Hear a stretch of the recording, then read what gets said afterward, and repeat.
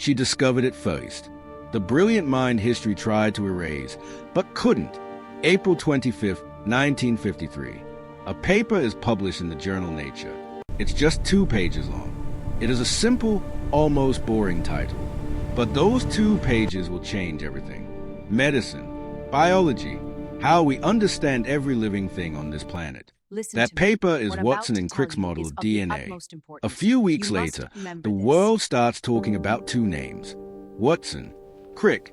By 1962, they're standing on a stage in Stockholm. Nobel Prizes in hand. Cameras flashing. Applause filling the room. But there's someone who isn't in that room. Someone who, by many accounts, and I'm not being dramatic here, made that discovery possible.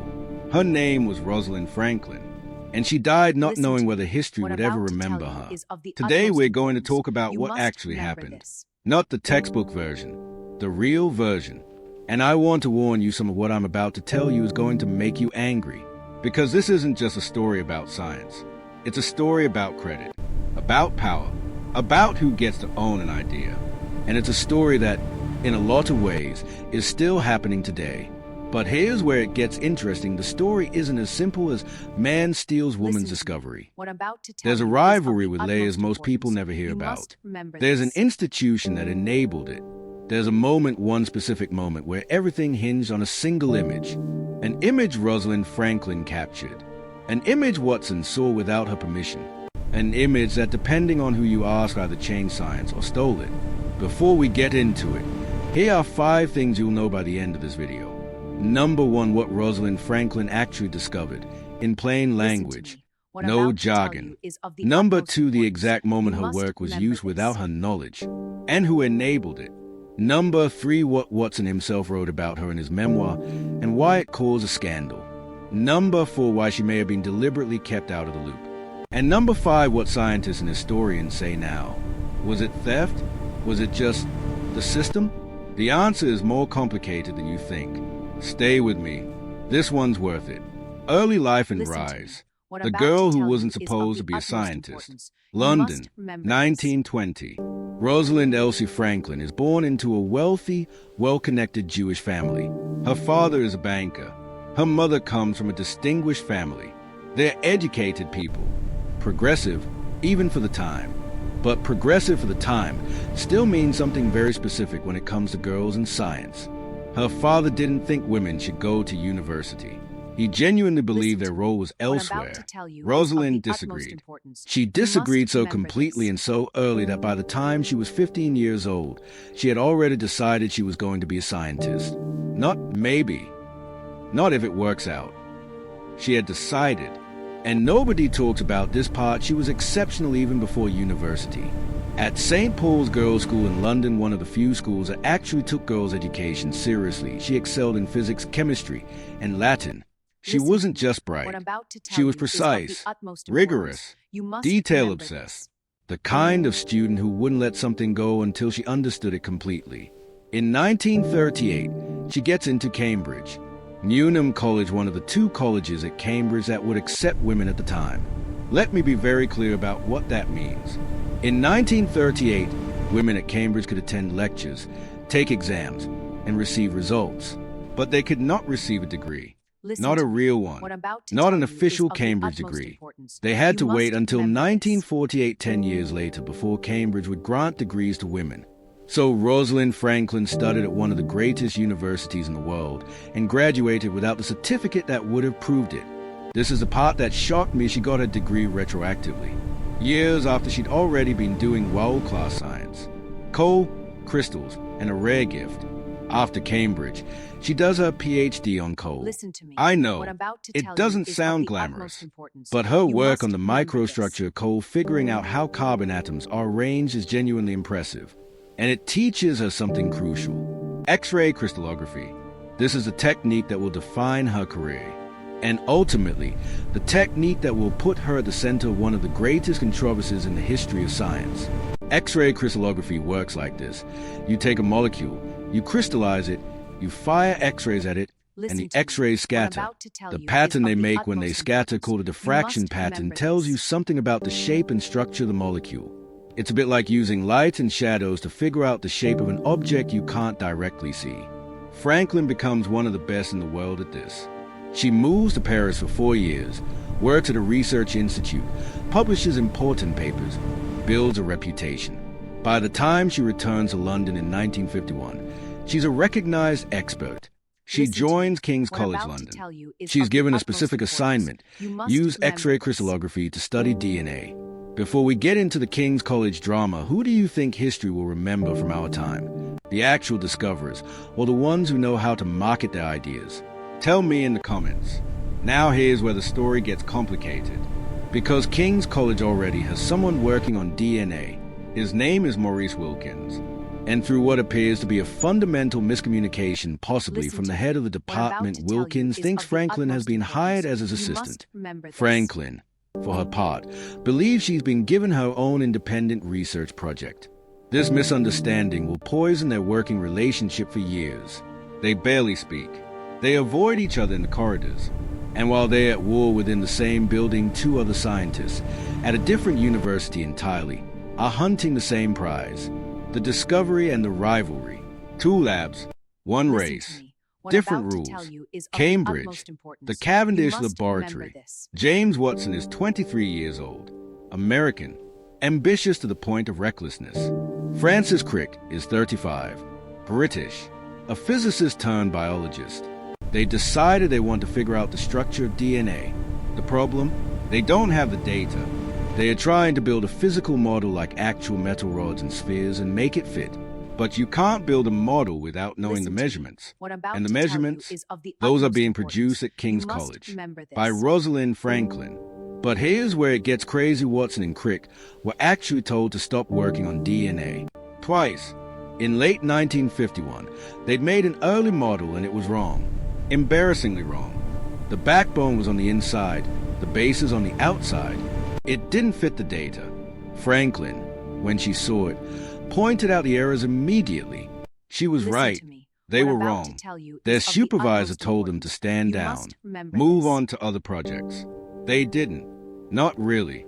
They kept thinking, kept reading, kept waiting. Photo 51. It's 1952. Rosalind Franklin and her PhD student Raymond Gosling have been refining their technique.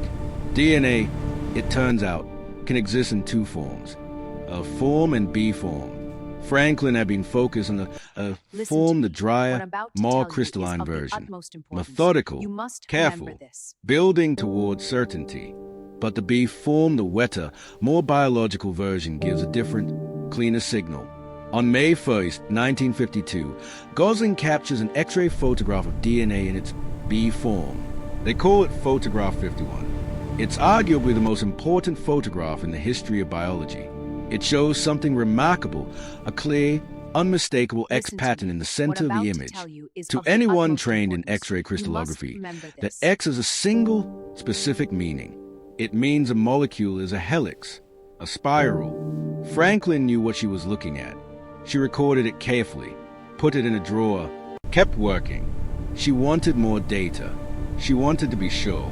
And nobody talks about that she had effectively solved a huge part of the puzzle. And then she waited, because that's how she worked. No guessing, no rushing. The moment everything changed. January 1953. Maurice Wilkins, Franklin's colleague at King's College, the one she barely speaks to, does something that will be debated by historians for the next 70 years. He shows Photograph 51 to James Watson, without asking Franklin, without telling Franklin. Watson later writes in his own memoir that when he saw the photograph, his mouth fell open, his heart began to race. The pattern, he wrote, was far simpler than those obtained previously. He didn't need to ask what it meant. He knew. He left the meeting, got on a train back to Cambridge, and began building a new model. Around the same time, Watson and Crick also get access to something else. An internal medical research council report written partly by Franklin that contained detailed measurements of DNA, the exact numbers they needed. It was shared with them by a committee member. Without Franklin's knowledge, here's the question everyone argues about. Do you see what happened as outright theft or as unfair but technically legal use of data that was circulating in the scientific community? Comments stolen or unfair and tell me your reasoning. I'll pin the best ones. The paper. Watson and Crick published their model in April 1953. The double helix. 2 strands, wound around each other, connected by base pairs. It was correct. Listen to me. It was What I'm elegant. about to tell you It was is of the utmost revolutionary. importance. On the You same must day, remember this. in the same journal, Franklin and Gosling published their own paper, including data that supported the double helix model. Watson and Crick's paper contains a single line about Franklin's contribution. One line, that they had been stimulated by her general knowledge of her unpublished findings. No mention of photograph 51. No mention of the MRC report. The word stimulated, Listen to doing me. a lot of What heavy I'm about lifting. to tell you This of is a the part that utmost gets me. importance. Watson later You must admitted, remember this. in writing, that seeing photo 51 was a moment he knew the answer. That's not stimulation. That's the data. The erasure and its consequences. What happened next? Rosalind Franklin left King's College in 1953. She moved to Birkbeck College in London, where she did exceptional work on the tobacco mosaic virus and other biological structures. She never knew Watson had seen Listen to photograph What 51. I'm about to tell At you is least, of the utmost there's no importance. evidence she ever You found must out. remember this. She published important papers. She built a team. She was respected in her field. And then, in 1956, she was diagnosed with ovarian cancer. She was 36 years old. She kept working, right up until she couldn't anymore. Rosalind Franklin died on April 16, 1958. She was 37 years old, 4 years before Watson, Crick, Listen to and me. Wilkins What I'm stood on about that to tell stage you in is of the Stockholm, utmost 4 importance. years before You the must Nobel remember Prize was this. awarded. The Nobel Prize is not awarded posthumously. So even if a committee had wanted to honor her, and there's genuine debate about whether they would have the window had closed. Here's something nobody tells you. Watson published a memoir in 1968 called The Double Helix, and a description of Franklin, and it was so hostile, so condescending, that her former colleagues were horrified. He referred to her as Rosie, a Listen to nickname me. she never What I'm about used to and tell didn't you like. is of the He utmost described her importance. appearance, You must her remember clothes, this. her demeanor in a way he never described his male colleagues. He wrote about her as if she was an obstacle rather than a scientist. The book was reviewed before publication. Crick himself reportedly objected to parts of it. Franklin's family objected. Watson added an epilogue to later editions. In it, he acknowledged that he hadn't been fair to her. He said he'd come to see that her work was superb. Listen to Whether me. that was What I'm genuine about to tell reflection you or is of damage the control, utmost you can importance. decide. You must How remember history this. recorded it. For decades after the discovery, textbooks taught the Watson-Crick story. Wilkins was usually mentioned, since he shared the Nobel. Franklin was often a footnote, sometimes not even that. The official narrative was Watson and Crick figured out DNA. It took the scientific community a long time to seriously reckon with what that left out. Rediscovery and what it means Listen to now. me. What The I'm about to tell reappraisal. you is of The the shift utmost began importance. slowly in the You must remember 1970s. this. A biographer named Erasure, who had known Franklin personally, published a biography in 1975. It was the first serious account that pushed back on the Watson narrative. Then came historians, scientists, science writers building a more complete picture. By the 1990s and 2000s, the academic debate had sharpened significantly. Was it theft? Was it a structural Listen to failure me. of What I'm about institutions to the tell way you is of scientific the credit was utmost tracked, importance. You shared, must remember awarded? this. Was it sexism, a system in which a woman's work could be casually shared, undercredited, and dismissed? Or some combination of all three? And here's the thing that really reframes the story. Some serious historians argue that Franklin was actually ahead of Watson and Crick, that she had essentially solved the structure, that her caution, her refusal to publish until she was certain was the only reason they got there first. Her lab Listen to me. notebooks, What I'm about to analyzed tell you decades is of later, the utmost suggest she had importance. worked out You key must details of the remember double this. helix structure herself. She simply hadn't published yet, because she wanted to be sure. That's the coolest part of the story. The very quality that made her exceptional, the rigor, the precision, the refusal to speculate may have cost her the credit. Where things stand today. Today, Rosalind Franklin's name is everywhere. A Mars rover was named after her. A university bears her name. Listen to me. She's in What I'm about biology to tell you textbooks is not of as a the utmost footnote, importance. but as a You central must figure. remember this. James Watson's reputation has been significantly damaged not just by the Franklin story, but by racist public statements he made in his later years, which led to him being stripped of honorary titles. Crick died in 2004. His legacy is more complicated, respected as a scientist, but not immune to criticism. Wilkins acknowledged, in later life, that he should have asked Franklin before showing what's in the photograph. Listen to me. And the What I'm about scientific to tell community you has is had of to the ask utmost itself harder importance. questions You must about how remember this. credit gets assigned, about peer review, about what it means to use someone's data. Questions that, by the way, haven't fully been resolved.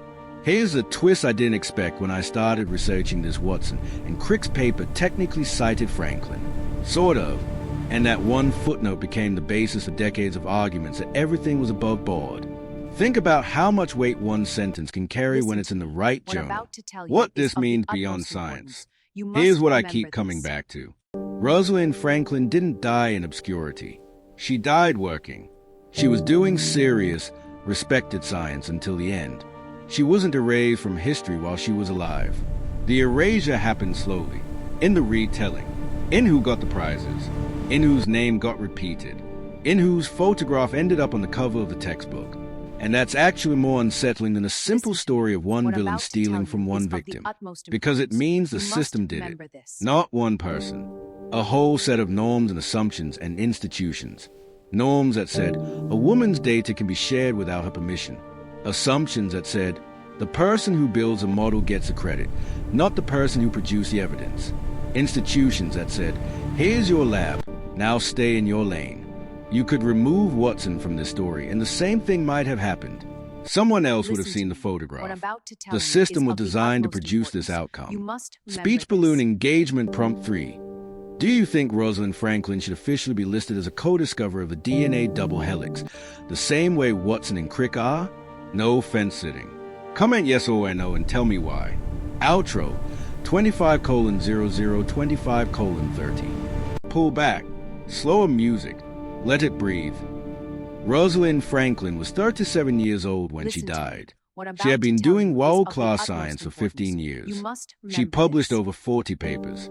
She never knew the full story of what happened with Photograph 51. Or if she did, she never said so publicly. What she left behind wasn't obscurity.